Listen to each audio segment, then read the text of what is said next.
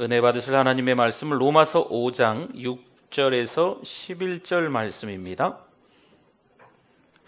하나님의 말씀 로마서 5장 6절에서 11절 말씀까지 제가 6절을 먼저 봉독해 드립니다. 우리가 아직 연약할 때에 기약대로 그리스도께서 경건하지 않은 자를 위하여 죽으셨도다. 선인을 위하여 용감히 죽는 자가 혹 있거니와 우리가 아직 죄인 되었을 때에 그리스도께서 우리를 위하여 죽으심으로 하나님께서 우리에 대한 자기의 사랑을 확증하셨느니라. 그러면 이제 우리가 그의 피로 말미암아 의롭다 하심을 받았으니 더욱 그로 말미암아 진노하심에서 구원을 받을 것이니 곧 우리가 원수 되었을 때에 그의 아들의 죽으심으로 말미암아 하나님과 화목하게 되었은즉 화목하게 된 자로서는 더욱 그의 살아나심으로 말미암아 구원을 받을 것이니라. 그뿐 아니라 이제 우리로 화목하게 하신 우리 주 예수 그리스도로 말미암아 하나님 안에서 또한 즐거워하느니라. 아멘. 1852년, 너무 옛날 이야기네요. 1852년 어느 날 미국의 한 시민이 아프리카 알제리에서 그만 어찌어찌 해서 죽게 됩니다. 그로부터 31년이 지나고 정부가 군함을 보내서 그의 유해를 본국으로 가져온 일이 있었습니다. 그 유해가 돌아오는 날 뉴욕 부둣가에는요, 정말 수도 없이 많은 사람들이 몰려왔습니다. 도대체 이 사람이 누구였길래? 그는 유명한 정치인도 아니었습니다. 또 유명한 사업가도 아니었고요, 과학자도 아니고 요즘 말로 유명한 연예인도 사실 아니었습니다. 그냥 평범한 시민이었습니다. 그런데 왜 그토록 많은 사람들이 그 현장에 모였을까? 그분이 작사, 작곡한 노래 때문에 그렇습니다. 이 노래인데요. 즐거운 곳에서는 날 오라 하여도 내 쉴 곳은 작은 집 내 집뿐이리. 아멘 할 건 아니고요. 네. 스위트 홈 스위트 이렇게 그런 아주 유명한 노래잖아요. 그렇죠? 우리가 다 아시는 그런 노래죠. 물론 교회도 가정이겠죠. 네. 우리 교회도 한 가족이라고 생각하시면 될 것 같습니다. 부모에게서 영향을 받듯 우리는 교회에서도 또 이렇게 저렇게 영향을 받습니다. 성경은 하나님을 아빠 아버지라고 부르고 있어요. 그리고 예수님께서도 복음서에서 하나님을 아버지라고 부르는 것이 대략 한 170번쯤 반복해서 계속, 그러니까 예수님이 입만 열어서 말씀만 하시면 그냥 하나님을 아버지 이렇게 이야기하시는 거죠. 십자가에서 못 박혀 죽으실 때조차도 아버지 이름을 부르셨어요. 네. 그리고 숨을 거두셨죠. 하나님 아버지는 어떤 아버지일까요? 오늘은 은혜로운 분이시다라는 이야기를 좀 하려고 합니다. 어떤 의미일까요? 행한 대로 갚지 않는 사랑이 많으신 분, 그분이 은혜로운 나의 아버지가 되시는 줄 믿습니다. 보세요. 세상은요, 사람은요, 행위로 판단합니다. 또 나에게 어떻게 대했나로 인해서 또 그분을 대할 수도 있는 것이 이 세상인 것 같습니다. 하지만 하나님은요, 은혜로 사람을 보시는 거죠. 하나님은 뭘로 사람을 보신다고요? 은혜로 사람을 보십니다. 행한 대로 그 사람을 보시는 것이 아니고 그냥 은혜로 보시는 거예요. 사랑으로 보시는 거죠. 어떤 아파트에서 꼬마가 야구를 했습니다. 야구를 하다 보면 막 공도 던지고 배트로 막 치고 그러지 않겠어요? 그러다가 여러분들이 지금 예상하는 대로 창문을 하나 깼습니다. 그랬더니 그 집 주인 나와서 이 아이에게 별의별 소리를 다 하는 거 있지요.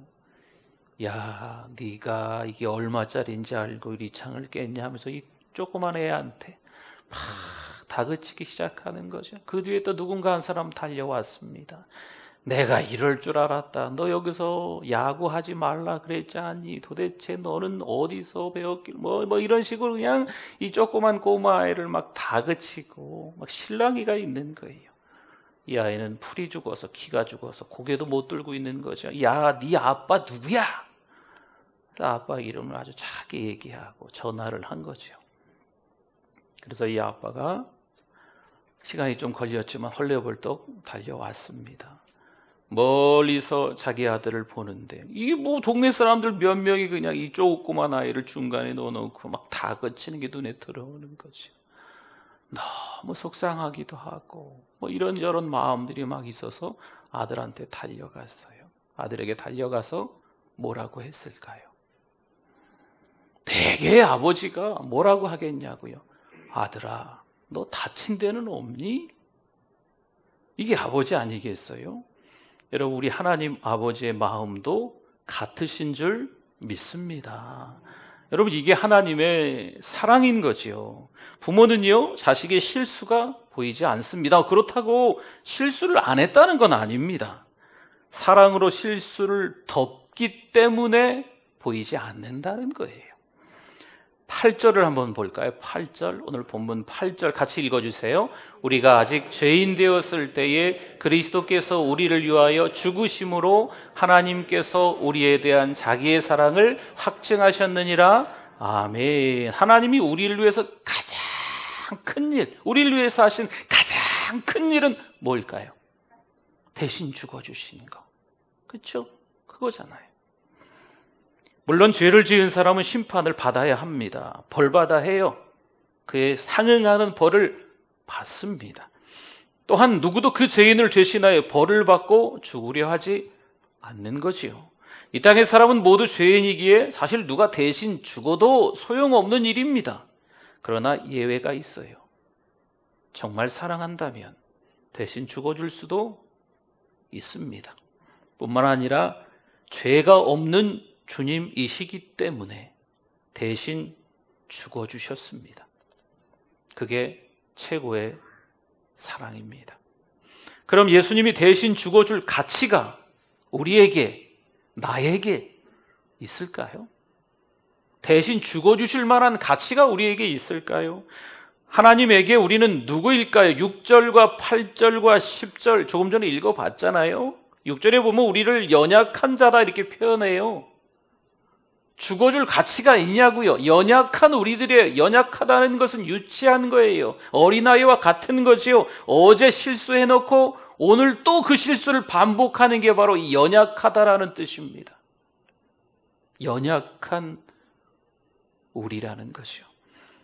또 8절에 보니까 우리는 아직 죄인이다라고 표현을 합니다. 여전히 죄를 짓는다고 하는 것이요. 타일러도 앞으로 이러면 안 돼.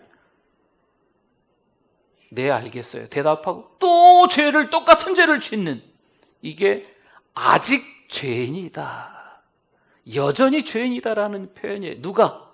우리가 그렇다는 거죠. 결국 하나님에게 우리 10절에 보면 우리는 원수 같은 존재다라는 표현을 합니다. 더 이상 용서할 필요도 없고 용서할 수도 없는 게 원수예요.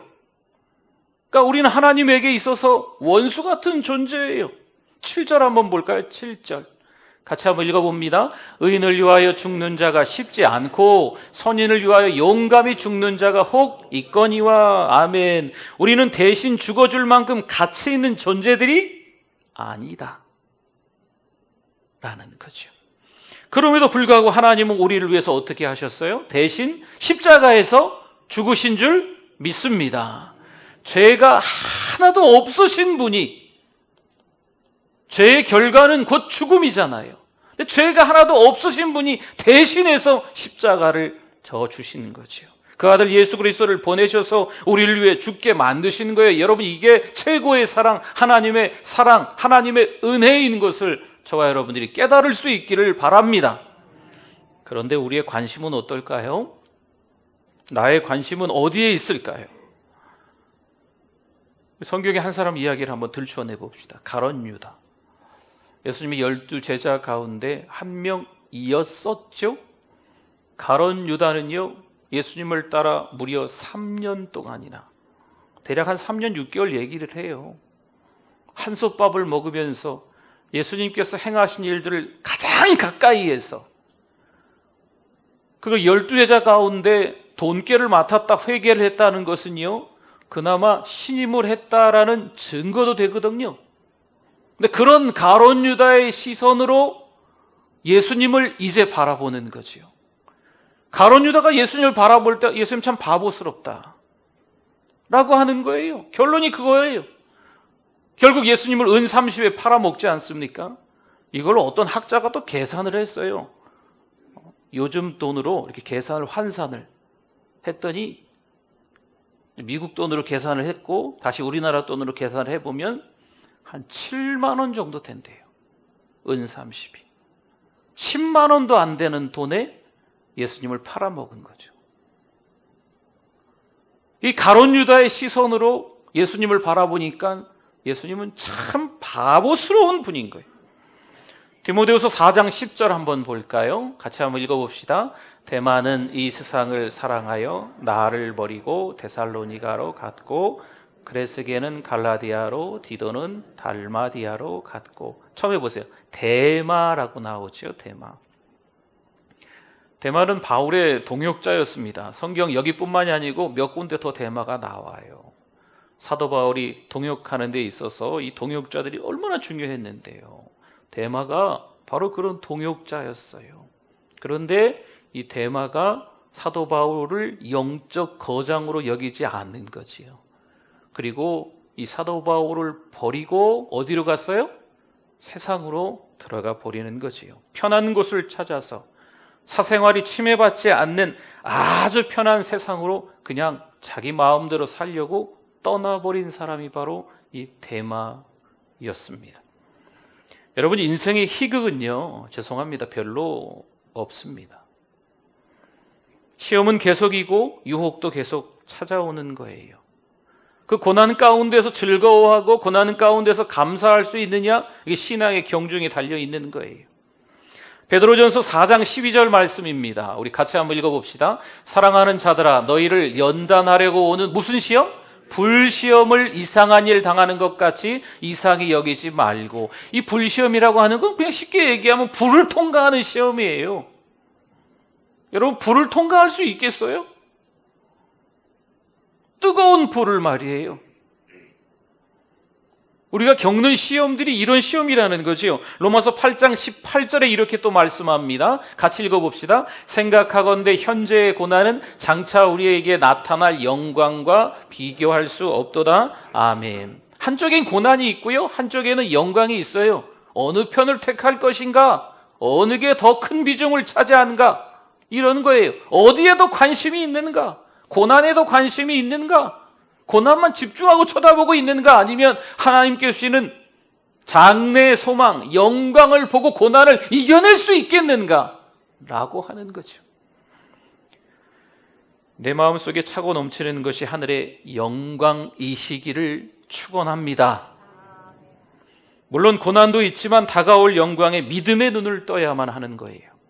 모세가 시내산에서 하나님의 영광을 봅니다. 에스겔이요, 성전에 가득한 영광을 봐요. 베드로가 변화산에서 영광을 봅니다. 스데반이 순교하면서 영광을 봅니다. 바울이 다메섹으로 가는 길 위에서 영광을 봅니다. 사도 요한이 반모섬에서 영광을 봅니다. 그러니 이들이 하나님 앞에 쓰임을 받는 거죠. 힘든 고난이 있어요. 그런데 이게 믿음의 여정, 우리 삶의 일부분이라고 할 수 있습니다. 어느 날 갑자기 찾아온 전염병이 있어요. 코로나19인지 뭔지. 그래요. 삶이 이런 거예요. 이게 끝나고 나서 더 이상 이런 일이 없을까? 그렇지는 않습니다. 여러분, 코로나19 전에 없었어요? 사스, 메르스, 흑사병 등등등 여러 가지들이 있었잖아요. 앞으로도 모르겠어요. 악담을 하는 게 아니고 그런 일들이 충분히 또 계속해서 있을 수도 있다는 게 이 전문가들의 이야기입니다. 저 같은 목사도 목회가 행복합니다. 그러나 그 행복이 짧을 때가 있어요. 아니, 짧아요. 힘들고 어려운 고난이 더 길어요. 물론 그 고난 가운데 즐거워하고 감사해야 되겠지요. 요즘 우리 젊은 목회자들은 편하게 목회하고 싶어 해요. 제가 그런 말씀 드리고 싶어요. 그런 목회는 없다. 자기 사생활 침해받지 않으면서 할 수 있는 목회는 없다. 이런 얘기 해주고 싶어요. 안 그러면 좀 관두라 그러고 싶어요. 예전에 제가 지금 목회하는데 우리 부목사님 중에 한 분이 키도 크고 막 잘생기고 막 그냥 몸도요 운동을 하셨는지 그냥 아주 그냥 늘씬하고 막 이러세요. 근데 한 번은 제가 이제 이게 부목사님이시니까 이렇게 여러 가지 이야기하다가 이런저런 또 이렇게 뭐 목회에 도움이 될 만한 이야기들을 하고 있었는데, 목사님, 저는 이렇게 목회하다가 안 되면 아버지 사업 물려받으면 돼요. 제가 깜짝 놀라서 쓰러질 뻔했어요. 아버지가 사업을 크게 하시더라고요. 그래서 목회하다가 잘 안 되면 그냥 접고 아버지 사업 물려받으면 된대요. 지금 당장 관둬라. 여기까지 나오는 거 참았습니다. 요즘 그렇다니까요. 선교사 가는 것도 돈 챙겨서 갑니다. 어떤 영성 이런 게 상관이 없어요. 자식 교육 때문에 가요. 선교사로 나갔다가 다시 점프해가지고 한국교회로 오려고 선교사 나가는 거예요. 물론 다 그렇다는 게 아니지만 그런 일들이 허다해요. 여러분, 그걸 제가 알았을 때 얼마나 놀랐을까요? 참 기가 막힌 일이죠. 여러분, 지금 힘들죠? 그렇다면 복음의 진가가 사실 드러날 때입니다. 다 그렇다는 게 아니에요. 그러나 어렵고 힘든 상황에서, 고난 가운데서 오히려 즐거워하고 감사하는 이들이 영향을 끼칠 수 있는 거예요. 그 사람들이 진짜 복음의 진수를 아는 거죠. 복음의 진가를 드러낼 수 있는 사람들이에요. 오늘 이 아침에 예배드리는 여러분들이 그런 분들이 되기를 축원합니다. 가정에서, 직장에서, 교회 안에서, 물론 힘들고 어려운 일이 왜 없겠어요? 아니, 힘들고 어려운 일과 좋은 일과 서로 비교해 보면 좋은 일이 작고 힘들고 어려운 일이 더 많을 수도 있어요.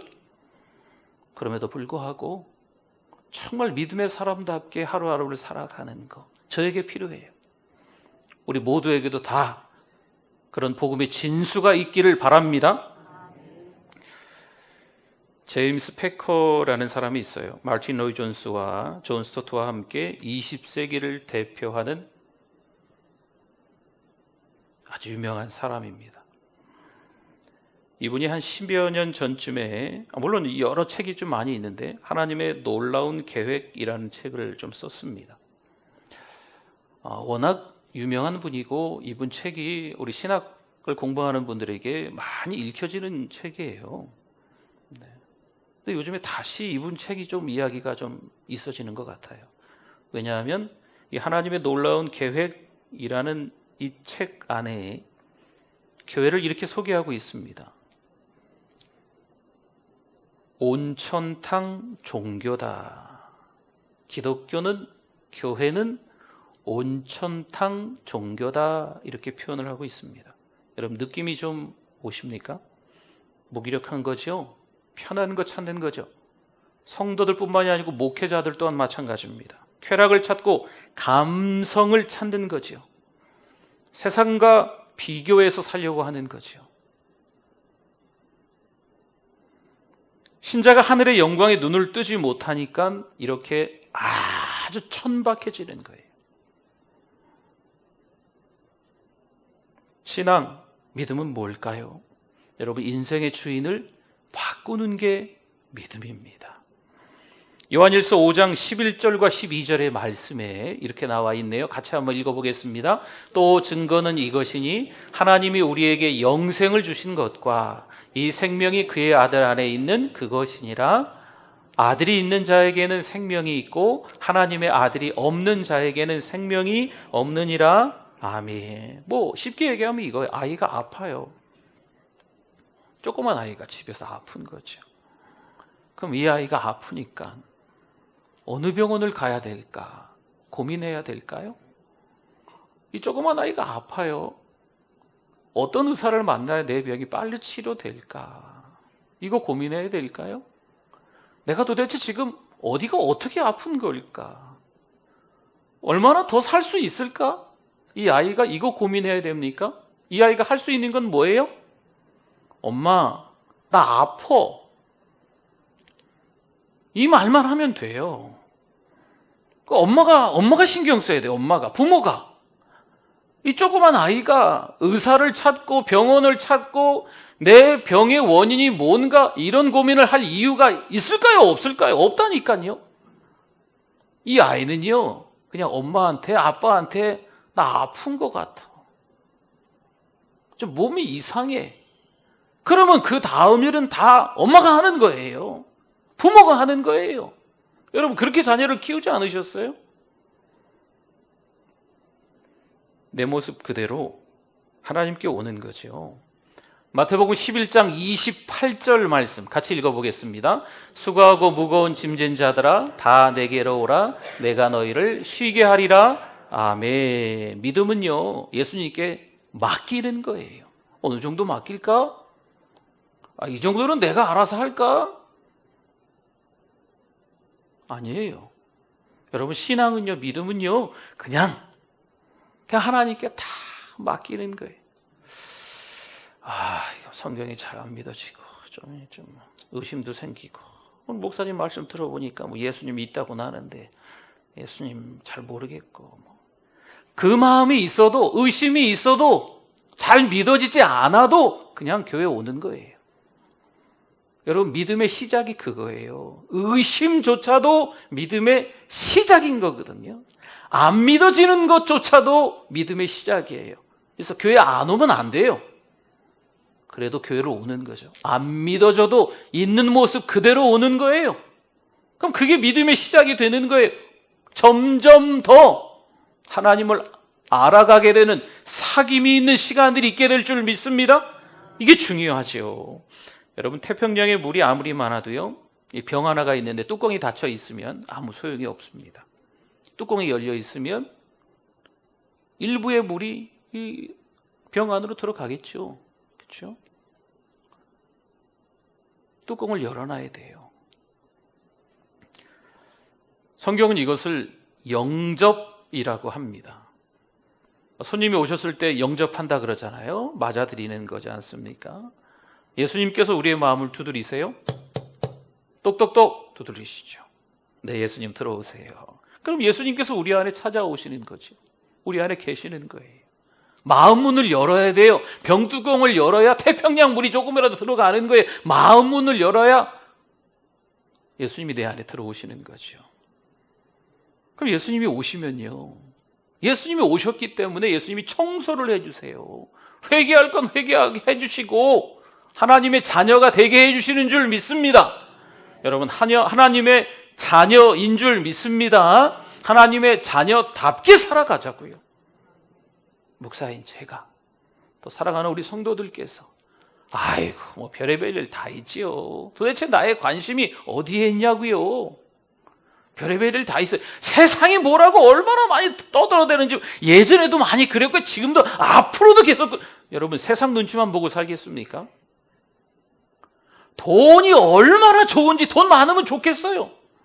저도 돈 좀 있으면 좋겠어요. 다 어디 달라고 그러던데 저한테 그냥 돈 다 주고 그냥 죄송합니다, 이런 말씀에서 먹고 떨어져라 그러고 다 주고 그냥. 네, 그러고 먹고 치우면 되겠어요. 그냥 돈 바라보면 안 돼요. 여러분, 세상에 그 어떤 것을 바라본들 해결책은 없습니다. 인생에 희노애락이 있지 않습니까? 근데 우리 어르신들하고 같이 말씀 나누다 보면 힘들고 어려운 일이 더 많았다는 거예요. 근데 좋았던 일은 별로 없었다는 거죠. 그런데 잘 생각해 보면 힘들고 어려웠던 일이 안 좋은 것만은 아니었어요. 생각해 보니까 힘들고 어려웠던 게 오히려 그게 교훈이 되고 깨달아져서 즐거워하고 감사했던 시간들, 오히려 그 어려웠던 시간들을 통해서 교회도 나왔고 예수님도 믿었고 온 가족이 믿음의 가정이 되고 어렵고 힘든 시간들이 다 나쁜 건 아니라니까요.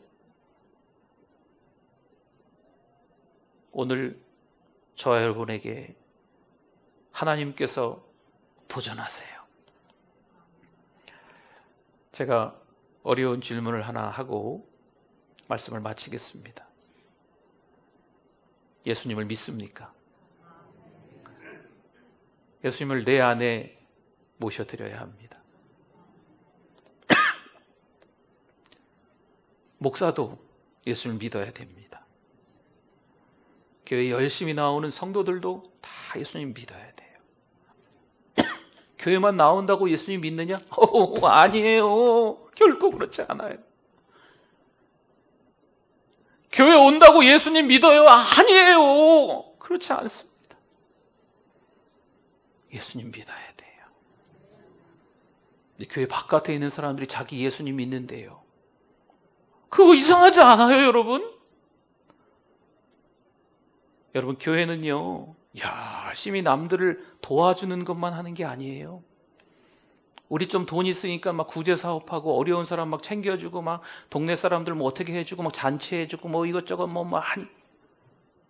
여러분, 사실 그런 것 저런 거 다 못할 수도 있어요. 근데 정말 하나님을 믿는 사람이라면 제일 중요한 게 뭐냐? 예배. 근데 교회 밖에서 누가 예수 믿는데 자기 예수님 너무 잘 믿는 사람이라는데 요즘은 코로나 때문에 교회 안 간대. 그럼 예수 믿는 사람 맞아요? 안 맞아요? 잘 모르겠어요, 저는. 진짜 예수님 믿는 사람이라면 어떤 상황과 환경에도 교회 와서 예배를 드려야죠. 부탁의 말씀입니다. 저에게 교회 찾아오는 게 즐겁도록, 행복하도록 부탁의 말씀을 여러분들께 또 드립니다. 예배 드리는 것이 우리에게 생명인 줄 믿습니다.